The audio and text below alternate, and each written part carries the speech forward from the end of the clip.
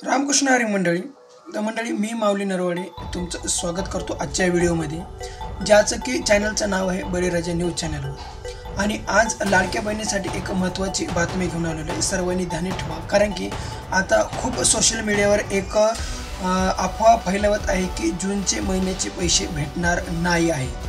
कारण की जून महिन्याचे पैसे आता कधी भेटणार आहेत आणि केव्हा भेटणार आहेत हे खूप ताईंसाठी प्रश्न आता उभे राहिलेले आहेत। त्या सर्व ताईंना सांगतो, तुमचं या व्हिडिओ फक्त 5 मिनिटांमध्ये सांगा तुम्हाला भेटणार किती आणि कुणाला भेटणार आणि कुणाला नाही भेटणार हे संपूर्ण माहिती मी या व्हिडिओमध्ये तुम्हाला देणार आहे। तर बघा, आता काय झालेलं की सोशल मीडियावर खूप अशी बातमी फैलावली आहे की आता जुलैचा हप्ता भेटणार नाही आणि लाडकी बहीण बंद होणार आहे। तर हे बघा, लाडक्या बहिणी बंद होण्याचे 3 कारणं असू शकतात।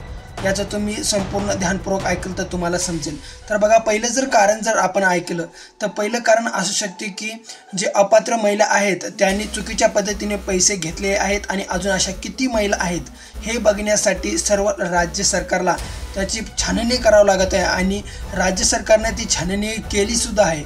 पण त्या छाननीमधून आता पाहावयात आलेलं आहे की पुरुषांनी सुद्धा त्याचा लाभ उठवलेला आहे। तर पुरुषांनी सुद्धा त्याचा लाभ उठवले असल्यामुळं आता राज्य सरकार खूप तातडीचे पाऊल उठवण्यासाठी आता मजबूर झालेले आहे आणि त्याने एक मजबूर होऊन आता एक पाऊल उठवण्याचं ठरवलेलं आहे की जे अपात्र महिला आहेत त्यांना आता सर्वांना या योजनेचा लाभ 1ही रुपयाचा भेटणार नाही आहे। आणि आता सर्वांच्या मनामध्ये एक सुद्धा शंका निर्माण झालेली आहे की आपला बी फॉर्म आता काय अपात्र होऊ शकतो का। तर त्याच्याविषयीच आजच्या व्हिडिओची माहिती राहणार आहे। ध्यानपूर्वक ऐकायची माहिती आणि लक्ष देऊन ऐकायची। तर बघा, आता सर्वांना माहीतच आहे की आता जुलैचा महिना भेटण्याची तारीख जवळ आलेली आहे, पण अन्यथा अजून कोणालाही हप्ता भेटल्याचं दिसून आलेले नाही आहे। मी मागील व्हिडिओमध्ये सांगितलं होतं की तुम्हाला विभागानुसार सांगितलं होतं की केव्हा कधी हप्ता मिळेल।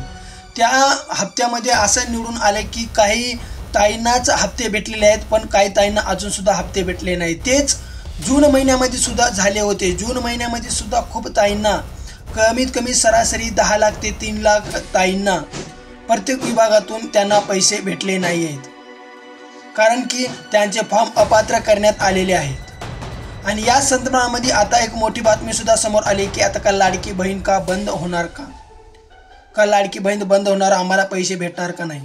तर आजचा तुम्हाला सांगायचा निर्णय एकच आहे की आता अपात्र महिलेला ज्यांची सर्वांची छाननी झालेली आहे आणि त्याच्यामध्ये 14,492 पुरुषांनी सुद्धा लाभ घेतलेला आहे असं आढळून सुद्धा आलेले आहे। तर ते आढळून आल्यामुळं आता सर्वांना एक महत्त्वाची बातमी सांगायची म्हणजे की आता तुम्हाला काय करायचं आहे की ज्याच्यापासून तुमचा फॉर्म अपात्र होऊ नये। कारण की आता लाडकी बहीण ही कधीही बंद पडू शकत नाही, हे सर्वांना मी पहिल्यांदा सांगतो। कधीच बंद होणार नाही आहे।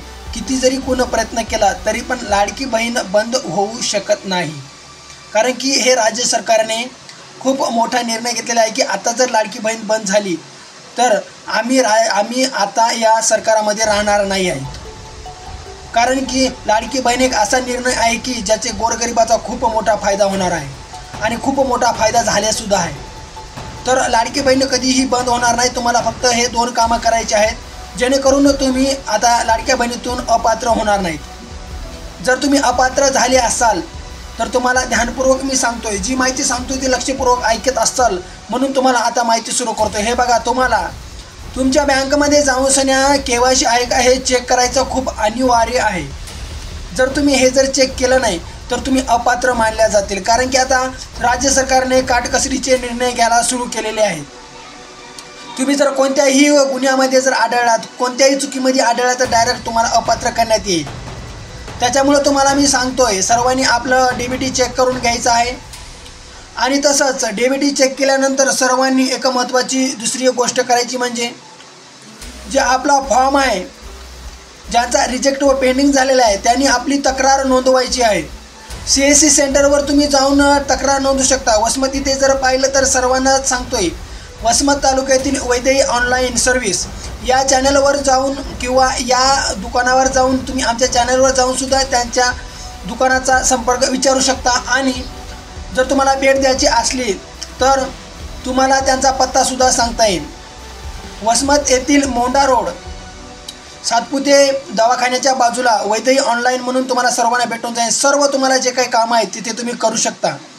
वसमत तालुक्यात जे सांगतोय तसेच हिंगोली जिल्ह्यामध्ये सुद्धा तुम्ही हे वैद्यही ऑनलाईनतून संपर्क साधू शकता। तर मी पुढच्या व्हिडिओमध्ये त्याचा तुम्हाला व्हिडिओसुद्धा देईल, तुम्हाला संपूर्ण माहितीसुद्धा त्या व्हिडिओमध्ये देईल, त्यांचा कॉन्टॅक्ट नंबरसुद्धा तुम्हाला भेटेल। तर हे बघा ताईनो, आता दुसरं काम म्हणजे तुम्हाला तुमच्या CSC सेंटरवर जाऊन तुमचं जे अकाउंट आहे ते DBT आहे का बघायचं आहे। आणि तसंच आपली जर रिजेक्ट व पेंडिंग झालेलं असेल तर त्याची लवकरात लवकर तक्रार नोंदवायची आहे। जर तुम्ही तक्रार नोंदवली तर तुम्हाला आता खूप मोठा फायदा होणार आहे, तुमच्या खात्यामध्ये आता पैसे यायला सुरुवात होणार आहे। कारण की आता एकदा अपात्र जर झाले तुम्ही अशा टायमाला तर तुम्हाला जुलैचा हप्तासुद्धा भेटणार नाही आणि जूनचा तर तुम्हाला भेटलाच नाही। ज्यांना जूनचा भेटलेला आहे असं समजू नका की तुम्हाला आता जुलैचा हप्तासुद्धा भेटू शकतो, कारण की आता खूप छाननी आता काटकसरीने करण्यात येणार आहे। त्याच्यामुळं तुम्हालासुद्धा याचा तोटा होऊ नये, तुमचंसुद्धा याच्यात नुकसान होऊ नये, आजच्या व्हिडिओचा बनवायचा अंदाज हेच आहे।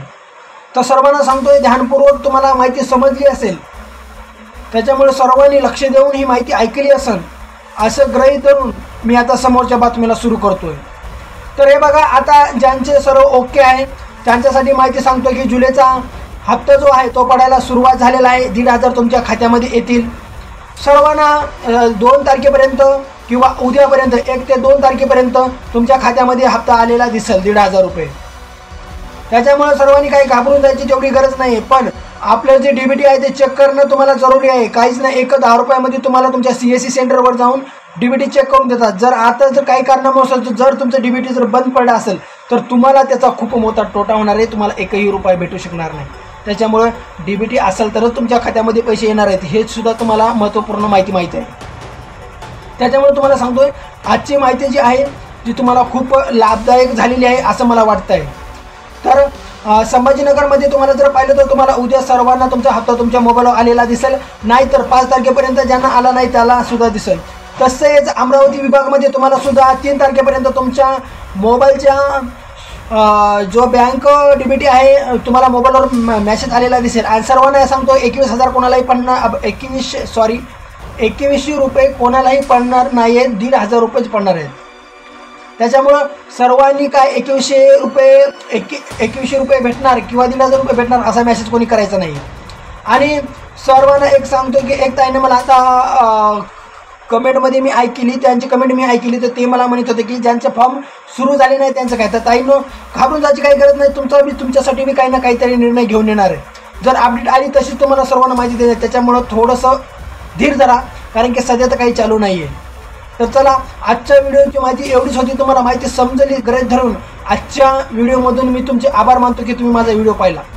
अशीच माहिती तुम्हाला सर्व हळद पिकासाठी आता महत्त्वपूर्ण माहिती येणार आहे, कारण की हळद पिकाचे जे पीक आहे ते सर्व महाराष्ट्रामध्ये आता खूप वाढलेलं आहे। त्याच्यामध्ये सर्वांना हळद पिकाची माहिती, उमणी कशी नियंत्रण करायची, बुरशी कशी नियंत्रण करायची, कंदकूज सर्व माहिती तुम्हाला आता या चॅनलवर भेटणार आहे। सर्व शेतीविषयक माहिती, सर्व शेतकरी योजना, सर्व जे काय गव्हर्नमेंट जे काय सरकारी योजना असतील त्याची सुद्धा माहिती तुम्हाला या चॅनलवर भेटणार आहे।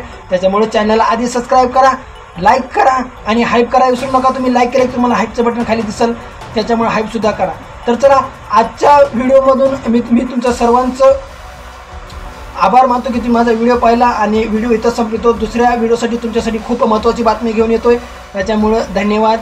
जय श्रीराम, जय किसान, जय जवान राम।